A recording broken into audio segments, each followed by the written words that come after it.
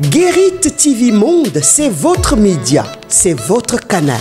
Ensemble, faisons grandir l'information libre et de proximité.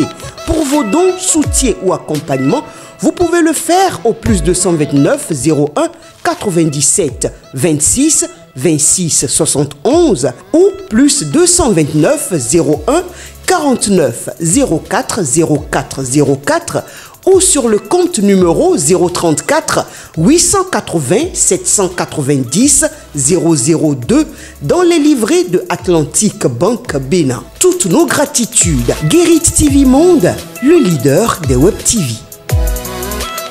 Le showroom Tunisia Benin House vous offre des matériaux de construction de marque européenne fabriqués par 15 sociétés tunisiennes.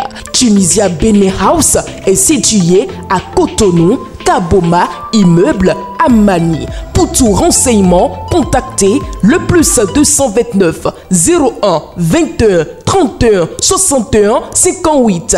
Avec votre showroom Tunisia Benin House, proposez et construisez la maison de vos rêves à un prix imbattable.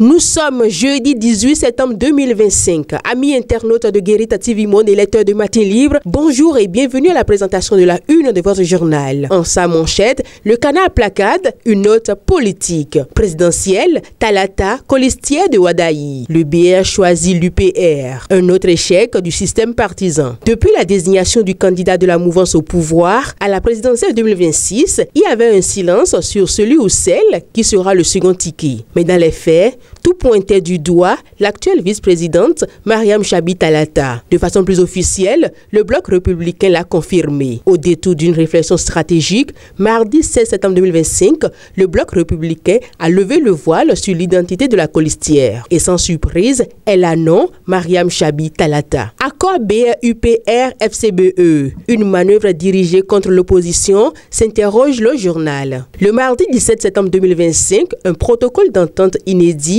a été signé entre trois partis politiques majeurs, le Bloc républicain BR, l'Union progressiste Le Renouveau UPR, tous deux issus de la mouvance présidentielle, et la Force Corée.Bénin émergent FCBE, officiellement encore considéré comme un parti d'opposition. Présenté comme un simple accord de gouvernance et de coalition parlementaire, cet acte suscite pourtant de nombreuses interrogations sur ses motivations réelles et surtout son impact possible sur la configuration de l'opposition dans la perspective de l'élection présidentielle 2026. Nous poursuivons toujours en politique. 8e circonscription électorale, Ibrahim Farah plaide pour une classe politique renouvelée. L'acteur politique de la mouvance présidentielle tape sans la fourmilière dans la 8e circonscription électorale. Dans un contexte politique marqué selon lui par la lassitude des électeurs et la reconduction systématique des mêmes figures, Ibrahim Farah, acteur politique émergent de la 8e circonscription électorale, lance un appel sans détour.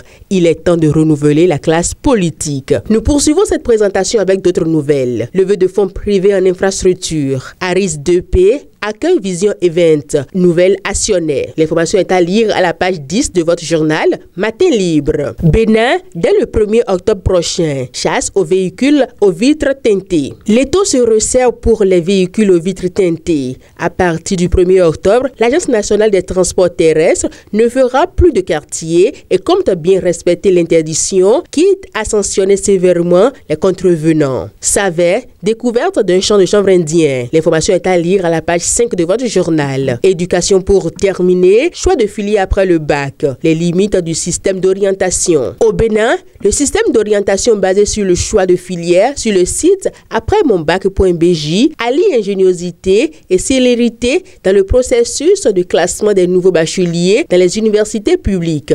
Cependant, les choix ne sont pas toujours faits sur la base des aptitudes et compétences indispensables, mais plutôt en fonction des possibilités d'obtention de bourses universitaires. Ainsi, pour enfin cette présentation, merci de nous avoir suivis. À demain.